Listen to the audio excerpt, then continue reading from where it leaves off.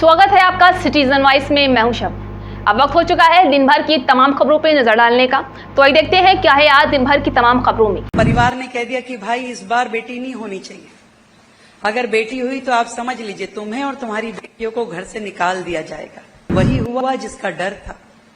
एक और बेटी, एक और लक्ष्मी घर आ गई। बैठ के अंदर दरवाजे के पीछे छुप छुप के रोती रही।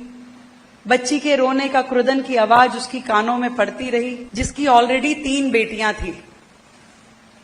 परिवार में जब अगली बार उसका डिलीवरी टाइम आया तो परिवार ने कह दिया कि भाई इस बार बेटी नहीं होनी चाहिए। अगर बेटी हुई तो आप समझ लीजिए तुम्हें और तुम्हारी बेटियों को घर से निकाल दिया जाएगा। वो मां बड़ी परेशान।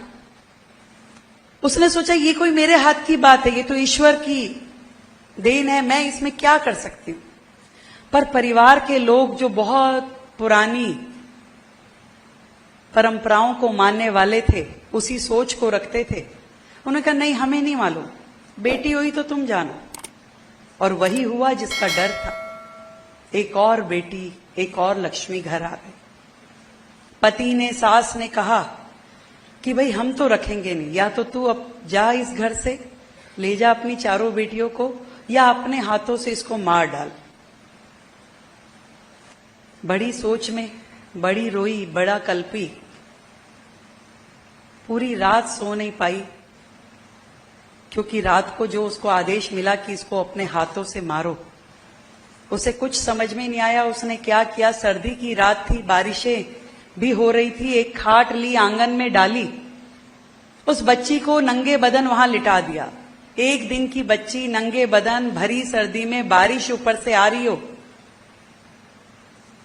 और उसको आंगन की खाट पे लिटा दिया और बैठ के अंदर दरवाजे के पीछे छुप छुप के रोती रही। बच्ची के रोने का क्रुदन की आवाज उसकी कानों में पड़ती रही, और उसको मरते हुए वो देखती रही, सुनती रही। थोड़ी देर बाद आवाज भी बंद हो गई। उसे लगा कि अब तो गई बच्ची। आंसू आंख में लिए सुबह उठ के वो बाहर आई, और उसने देखा कि बच्ची का पूरा बदन नीला पड़ चुका था। उस बच्ची को उसने गोद से उठाया, सीने से लगाया, तो महसूस किया कि उसकी धड़कन चल रही है।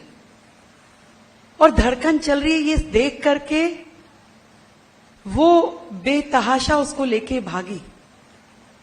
और अपने मन में उसने एक विचार किया कि जब ये 1 दिन की छोटी सी बच्ची अपने जीवन के लिए संघर्ष करना नहीं थी, तो मैं एक मां होकर के इसके जीवन को बचाने के लिए संघर्ष कैसे छोड़ सकती। एक मां होकर के मैं इसका जीवन बचाने की लड़ाई मैंने कैसे छोड़ दी।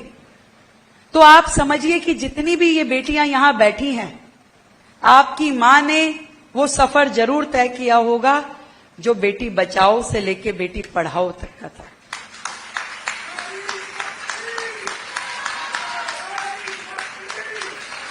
और अब जब हम एक और कदम आगे बढ़ गए हैं, बेटी बचाओ, बेटी पढ़ाओ और बेटी बढ़ाओ, मैं चाहती हूं कि यहां बैठी हुई संपूर्ण नारी शक्ति अब इस पे काम करे कि कैसे बेटी को बढ़ाना है, उसको एक स्वच्छंद आसमान देना है जहां वो अपने पंख फैला के उड़ सके, अपना जीवन जी सके, देश और समाज के लिए अपनी एक महत्वपूर्ण भूमिका निभा सके।